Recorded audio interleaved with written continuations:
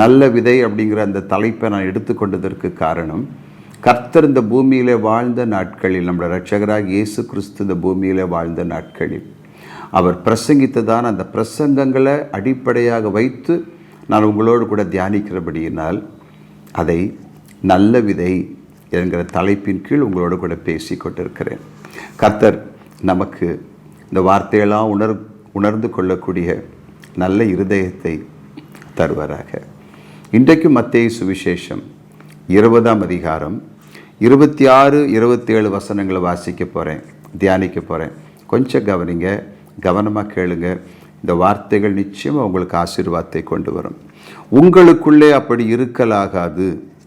உங்களில் எவனாகிலும் பெரியவனாய் இருக்க விரும்பினால் அவன் உங்களுக்கு பணிவிடைக்காரனாய் இருக்க கடவன். உங்களில் எவனாகிலும் முதன்மையானவனாய் இருக்க விரும்பினால் அவன் உங்களுக்கு ஊழியக்காரனாய் இருக்க கடவன். யாராவது உங்களில் பெரியவனாக இருக்க விரும்பினா அவன் எல்லாருக்கும் பணிவிடை செய்யட்டும்னு சொல்கிறாங்க. யாராவது முதன்மை உள்ளவனாக இருக்கணும்னு விரும்பினா அவன் எல்லாருக்கும் ஊழியம் செய்யட்டும் அப்படின்னு ஆண்டவர் சொல்கிறாங்க. நல்லா கவனிங்க. இதில் பல ஆழமான கருத்துக்கள் உள்ளடங்கி இருக்கிறதை நம்மால் உணர முடியும் தியானிக்கும் பொழுது. இதெல்லாம் எப்படி ஆரம்பமாகுது, ஏன் கர்த்தர் இந்த வார்த்தையை சொன்னாங்க அப்படின்னா, ஒரு நாள் சீஷர்கள் எல்லாரும் கர்த்தரோடு கூட இருந்தபோது யோவான் ஒரு சீஷன் இருப்பார் தெரியுமா? ஆண்டவருடைய மார்பில் சாய்ந்து கொண்டவர், ஆண்டவருக்கு மிகவும் அன்பாக இருந்த ஒரு சீஷன். அவங்க அம்மா ஆண்டவர்கிட்ட ஒரு ரெக்வெஸ்ட் வைக்கிறாங்க. என்ன அந்த ரெக்வெஸ்ட் அப்படின்னா, அவங்க வேண்டுதல் என்ன அப்படின்னா, ஆண்டவரே, நீர் உம்முடைய சிங்காசனத்தில் இருக்கும் பொழுது உம்முடைய வலது பக்கத்திலே என்னுடைய ஒரு மகனையும் உம்முடைய இடது பக்கத்திலே என்னுடைய இன்னொரு மகனையும் வைத்துக்கொள்ளும். அவங்களுக்கு 2 பிள்ளைங்க. ஒருவர் பேர் யோவான், இன்னொருவர் பேர் யாக்கோபு. நமக்கு தெரியும் இதெல்லாம் இல்லையா? இவங்க 2 பேரையும் தான் கடற்கரை ஓரத்தில் இருந்தபோது, அவங்க அந்த வலைகளை பழுது பார்த்து கொண்டிருந்த போது ஆண்டவர் ஊழியத்துக்கு வாங்க, என் பின்னாடி வாங்கன்னு சொல்லி அழைத்தார். அதன் பின்பு அவங்க கர்த்தரோடையே இருந்தாங்க. எல்லாத்தையும் விட்டுட்டு ஆண்டவரோடு கூடவே ஊழியத்தை செய்தாங்க. இப்போது கடைசி மணித்துளிகள்னு சொல்லலாம். ஆண்டவராக இயேசு கிறிஸ்து பாடுகளை அனுபவிப்பதற்காக அவர் எருசலேம் செல்லுகிறார். அங்கே சிலுவையில் அறையப்பட வேண்டும். அவர் மகிமையில், அவர் மீண்டும் உயிரோடு கூட எழும்ப வேண்டும், மகிமையில் எடுத்துக்கொள்ளப்பட வேண்டும். இதெல்லாம் தேவ சித்தம். இந்த நேரம் வந்தபோது, இந்த வேளை வந்தபோது, யோவானுடைய தாயார், யோவான் யாக்கோபு இவங்க தாயார் ஆண்டவர்கிட்ட கேட்குறது தான் இது. ஆண்டவரே, உங்கள் சிங்காசனத்தில் உங்கள் மகிமையில் நீங்கள் இருக்கும்போது என்னுடைய ஒரு மகன் உங்கள் வலது பக்கத்தில் இருக்கணும், 2வது மகன் உங்கள் இடது பக்கத்தில் இருக்கணும் அப்படின்னு சொல்லி கேட்குறாங்க. இதனால் எல்லா சீஷர்களுக்கும் அவங்க மேலே கோபம் வருது. இவ்வளோ பேர் நாங்கள் இருக்கிறோமே, இவ்வளோ பேர் அவரை ஃபாலோ பண்ணிகிட்டு இருக்கோமே, நாங்களும் எல்லாவற்றையும் விட்டு விட்டு அவருக்கு பின்னால் இருக்கிறோமே, இவங்க இப்படி கேட்குறாங்களே அப்படின்னு சொல்லி அவங்களுக்கு கோபம் வருது. ஆண்டவர் அதை குறித்து விளக்கும் பொழுது என்ன சொல்கிறாங்கன்னா, என் வலது பக்கத்தில் யார் உட்கார வேண்டும் என்றும் என் இடது பக்கத்தில் யார் உட்கார வேண்டும் என்று என்னுடைய பரம தகப்பன்தான் அதை நிர்ணயிக்க வேண்டும். அது அவருடைய கரத்தில் தான் இருக்கிறது, அது என்னுடைய கரத்தில் இல்லை அப்படின்னு சொல்லிட்டு அதோடு முடிக்காமல் அதன் பின்பு எல்லா சீஷர்களுக்கும் ஒன்றை கற்றுக் கொடுக்கிறார். அதைத்தான் நான் உங்களுக்காக வாசித்தேன். ஆண்டவர் சொல்கிறாங்க, இந்த உலகத்தை பாருங்கள், இந்த உலகத்து மனுஷரை பாருங்கள், அங்கே பலம் உள்ளவர்கள் பலமில்லாதவர்களை கொடுமையாய் நடத்துகிறார்கள், அதிகாரம் உள்ளவர்கள் அதிகாரத்தில் இல்லாதவர்களை கொடுமையாக நடத்துகிறார்கள். ஆனால் நீங்கள் அப்படிப்பட்டவங்கள இருக்கக்கூடாது. உங்களுக்கு ஒரு உயர்வு வந்துருச்சுன்னு சொல்லி உங்களுக்கு கீழே இருக்கிறவங்கள இருமாப்பாக நடத்தக்கூடாது, சரியா? கடினமாக நடத்தக்கூடாது. ஒருவேளை உங்களுக்கு இந்த பூமியிலோ அல்லது என்னுடைய வலது பக்கத்திலோ அல்லது உயர்ந்த ஸ்தானத்திலோ இருக்க அந்த விருப்பம் இருக்குமானால், உங்களில் முதன்மையாக இருக்க யாராவது விரும்புனீங்கன்னா, உங்களுக்கு தலைவனாக இருக்க யாராவது விரும்புனீங்க அப்படின்னா, நீங்கள் எல்லாருக்கும் ஊழியக்காரனாக இருங்க. கவனிக்கிறீங்களா? எல்லாருக்கும் பணிவிடைக்காரனாக இருங்க. இன்றைக்கு அன்பு சகோதர சகோதரிகளை, கர்த்தருடைய பிள்ளைகளுக்குள், குறிப்பாக கர்த்தருடைய ஊழியக்காரர்களுக்குள் ஆல்மோஸ்ட் காணப்படக்கூடிய ஒன்று என்னன்னா, இந்த மனமேட்டிமை. சில சமயங்களில் நான் எல்லாரையும் சொல்லலை, எல்லாரையுமே குறிப்பிடலை, இது இருக்கக்கூடாது என்பதற்காக இந்த சப்ஜெக்டை நான் எடுக்கிறேன். தேவனுடைய பிள்ளைகளுக்குள், தேவனுடைய ஊழியர்களுக்குள் காணப்படக்கூடாத ஒன்று எது அப்படின்னா, இந்த இருமாப்பு, இந்த மனமேட்டிமை, நான் என்கிறதான எண்ணம். இவங்க கேட்ட கேள்வி வித்தியாசமானது. இவங்க அவருடைய மகிமையில், அவர் சிங்காசனத்தில் இருக்கும் பொழுது வலது பக்கத்தில் ஒருவரும் இடது பக்கத்தில் ஒருவரும் தன் பிள்ளைகளுக்கு இட வேண்டும்னு கேட்குறாங்க. ஆனால் கர்த்தர் இந்த பதிலை ஏன் கொடுக்குறாங்க? அவங்க கேட்ட கேள்விக்கும் இந்த பதிலுக்கும் என்ன சம்பந்தம் இருக்குன்னு நீங்கள் கவனிச்சிங்கன்னா, அவங்க இந்த கேள்வியை ஆண்டவர்கிட்ட கேட்டபோது, அல்லது அவங்க இந்த ரிக்வெஸ்ட்டை வச்ச போது, அவங்க இந்த வேண்டுதலை ஆண்டவர்கிட்ட கேட்டபோது, அவங்க வாயிலிருந்து வந்த வார்த்தைகள், ஆண்டவரே உங்களுடைய மகிமையிலே என் பிள்ளைகளுக்கு வலது பக்கத்தில் இடது பக்கத்தில் இடம் கொடுங்கன்னு. ஆனால் அவங்க உள்ளத்தில் இருந்த எண்ணம் என்ன அப்படின்னா, என்னுடைய பிள்ளைகள் ஆளுகை செய்ய வேண்டும், அவங்க ஒரு கிரேட்டர் பிளேஸில் உட்காரணும், அவங்க மற்ற ஜனத்தை ஆளுகை செய்யணும். கவனிக்கிறீங்களா?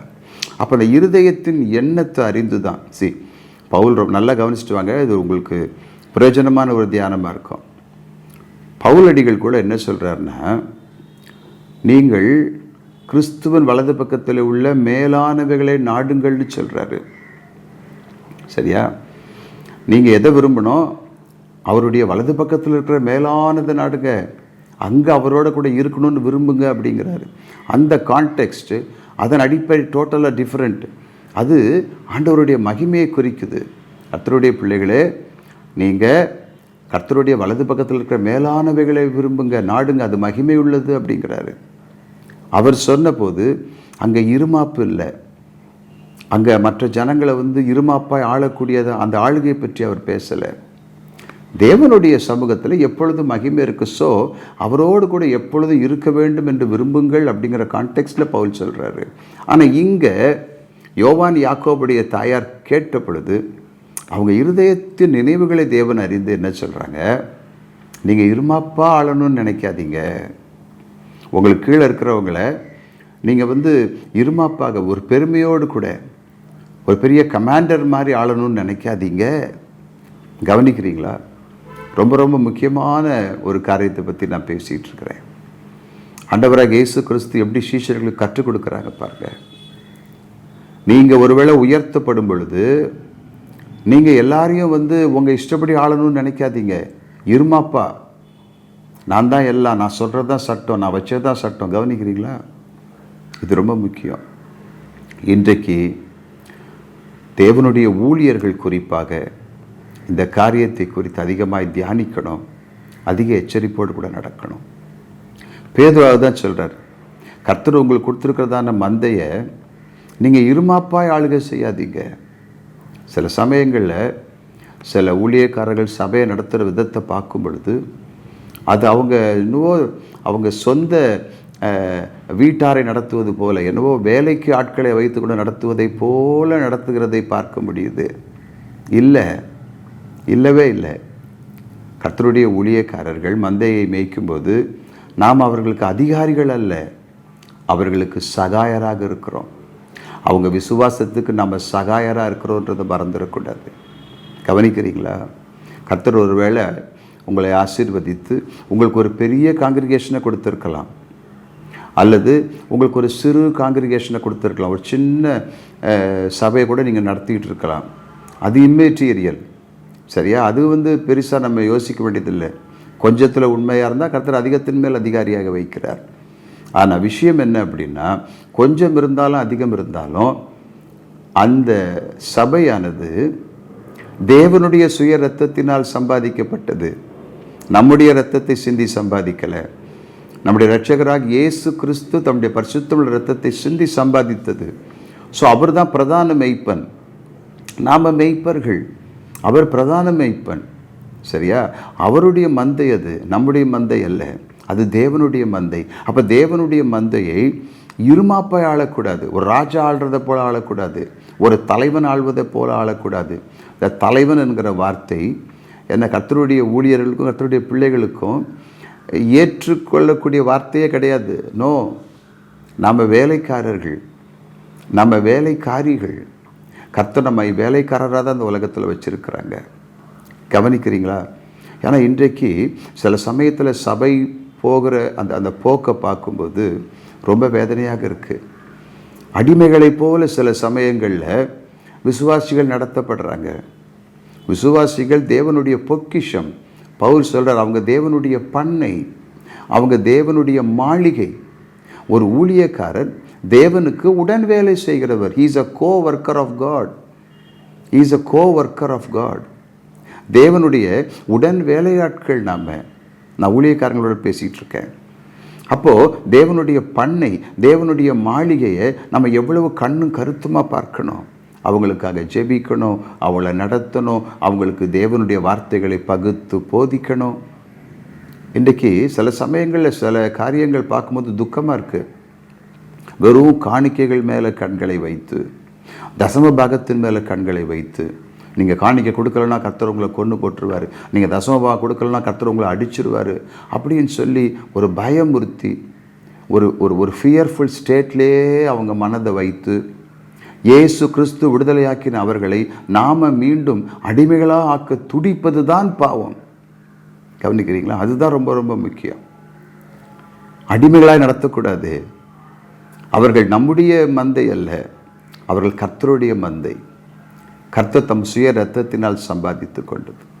அப்போ சீஷர்களுக்கு எவ்வளோ அழகாக கர்த்தர் காரியங்களை சொல்கிறாங்க பாருங்கள். இதெல்லாம் அஞ்ஞானிகள் செய்கிற வேலை, இதெல்லாம் ஆண்டவர் அறியாதவங்க செய்கிற வேலை, இதெல்லாம் புறஜாதிகள் செய்கிற வேலை. அவங்க தான் ஒரு லீடர் ஆகிட்டாங்கன்னா இருமாப்பாய் ஆள்றது ஜனங்களை, அவங்க தங்களை தாங்களே உயர்த்தி கொள்வது. ஆனால் ஒரு தேவனுடைய ஊழியக்காரனாகட்டும், ஒரு தேவனுடைய பிள்ளை ஆகட்டும், நம்ம ஒருவேளை பிஸ்னஸ் மேனாக இருக்கலாம், நீங்கள் இந்த செய்தியை பார்த்துட்டு இருக்கிற நீங்கள் ஒருவேளை ஒரு கிறிஸ்தவ தொழில் அதிபராக இருக்கலாம். உங்களுக்கு கீழே வேலை செய்து உங்கள்கிட்ட சம்பளம் வாங்குறாங்க பாருங்கள், அவங்கள இருமாப்பாக நடத்தக்கூடாது. அவங்கள சகோதரராய் பாவித்து நடத்தணும். இதெல்லாம் பைபிள் கற்றுக் கொடுக்கிறது தான். எந்த இடத்திலும் நம்மை நாமே உயர்த்தி கொள்வதற்கு வேதம் நமக்கு இடம் கொடுப்பதே கிடையாது. டவுன் டு த எர்த்துன்னு சொல்லுவாங்க தெரியுமா? அவ்வளவு தாழ்மையோடும் அவ்வளவு சாந்த குணத்தோடும் கூட இந்த பூமியில் வாழ கற்றுக்கொள்ள வேண்டும். இதுதான் எஜமானுடைய நுகம். இதுதான் நம்முடைய இரட்சகர் இயேசு கிறிஸ்துவின் நுகம். இந்த நுகம் மெதுவாக இருக்கும், லகுவாக இருக்கும். நாம் இருமாப்பாய் ஆளணும் வைங்களேன். அவங்களுடைய எல்லா காரியத்திலையும் தலையிட்டு அந்த கர்த்தருடைய மந்தையை கட்டளையிட்டு நம்ம மனம் போன போக்கிலலாம் அவங்கள பயமுறுத்தி அப்படி நடத்த நம்ம அழைக்கப்படலை. நாம் இருமாப்பாய் ஆளக்கூடாது. ரொம்ப ரொம்ப ரொம்ப முக்கியமான காரியத்தை நான் உங்கள் கூட பேசிகிட்ருக்கேன். ஒரு சர்ச்சுக்கு பாஸ்டர் அப்படிங்கிறதால, அல்லது கர்த்தர் நம்ம ஊழியத்துக்கு அழைச்சிட்டாருங்கிறதால விசுவாசிகளுக்கு நம்ம எஜமான்னு நினைக்கவே கூடாது. நாம் இல்லை எஜமான், நாம் அவங்க விசுவாசத்துக்கு உதவி செய்யக்கூடியவர்கள், சகாயராக இருக்கிறோன்னு பவுல் சொல்கிறார். நாங்கள் உங்கள் விசுவாசத்துக்கு அதிகாரிகள் அல்ல, அதற்கு சகாயராக இருக்கிறோம். ஒரு தகப்பனுடைய இருதயம் நமக்கு வேணும், ஒரு தாயின் இருதயம் நமக்கு வேணும். அடிமைகளாக எண்ணி ஒரு நாள் விசுவாசிகளை நடத்தவே கூடாது. கர்த்தர் அதைத்தான் இவங்களுக்கு கற்றுக் கொடுக்கிறார். நாம் அவருடைய வலது பக்கத்தில் உட்காரலாம், அவருடைய இடது பக்கத்தில் உட்காரலாம். அந்த வாய்ப்பை ஒருவேளை தேவன் நமக்கு கொடுக்கலாம். ஆனாலும் நம்முடைய இருதயம் இந்த இருமாப்பில் நிறையக்கூடாது, அரகன்சி இருக்கக்கூடாது, கடினமான இருதயம் இருக்கக்கூடாது. காரணம், சிங்காசனத்தில் வீற்றிருக்கிற நம்ம ஆண்டவருக்கு அந்த கடின குணம் எல்லாம் இல்லையே. அவர் அன்பும் மனதுருக்கமும் உள்ளவராக இருக்கிறாரே. கவனிக்கிறீங்களா? ரொம்ப ரொம்ப முக்கியமான காரியத்தை பேசிக்கிட்டு இருக்கிறேன். சாதாரணமாக நம்ம வீட்டில் வேலை செய்கிறவங்கள கூட அன்பாக நடத்திட்டு போகணும். ஒரு ஆள் உங்கள்கிட்ட வேலைக்காரங்க இருக்கலாம், பி கேர்ஃபுல். அவங்க எப்படி தட்டி கொடுத்து நடத்திட்டு போகணும். ஏன்னா நாம் அவங்களுக்கு சகோதரிகளாக இருக்கிறோம். அதில் விசுவாசிகள் யாராவது வேலைக்கு நம்மகிட்ட இருந்தாங்கன்னா அவங்கக்கிட்ட நம்ம ரொம்ப அன்பாக இருக்கணும். பிகாஸ் அவங்க நம்முடைய சகோதரர்கள், சகோதரிகள். கிறிஸ்துவுக்குள் அவங்க நம்முடைய சகோதரர்கள், சகோதரிகள். ஆகையினால் இருமாப்பு இருக்கக்கூடாது, அரகன்சி இருக்கக்கூடாது. சரியா? எப்படி நடந்துக்கணும்னு சொல்கிறாங்க ஆண்டவர்னா, நீங்கள் தலைவனாக இருக்கணும்னு விரும்புகிறீங்களா? நீங்கள் எல்லாருக்கும் பணிவிடை செய்யுங்களேன். பணிவிடைனா தெரியுமா உங்களுக்கு? பேரர்னு அர்த்தம். பேரர். இந்த ஹோட்டலுக்கெல்லாம் போனால் நம்ம கொண்டது வெயிட்டர்ஸ், இந்த பேரர்ஸ் ஃபுட்டு வைக்கிறாங்க, சர்வ் பண்ணுற பார்த்தீங்களா, சர்வர்ஸ். அந்த மனநிலை இருக்கணும். நாம் அவங்களுக்கு வேலைக்காரர்ன்ற அந்த மனநிலை இருக்கணும். அப்படி இருக்குதா இன்றைக்கு? அப்படி இருக்க முடியுமா? எத்தனை தலைவர்கள் இன்றைக்கி எழும்பியாச்சு கிறிஸ்தவத்தில், எத்தனை ஐக்கியங்கள் எழும்பியாச்சு. நான் லீடர், நான் கேப்டன், நான் லீடர், நான் கேப்டன். ஆண்டவர் சொல்கிறாங்க, தலைவனாக இருக்க விரும்பினால், பெரியவனாக இருக்க விரும்பினால் அவன் எல்லாருக்கும் வேலைக்காரனாக இருக்கட்டும், எல்லாருக்கும் பணிவிடைக்காரனாக இருக்கட்டும். What a wonderful teaching of Lord Jesus Christ.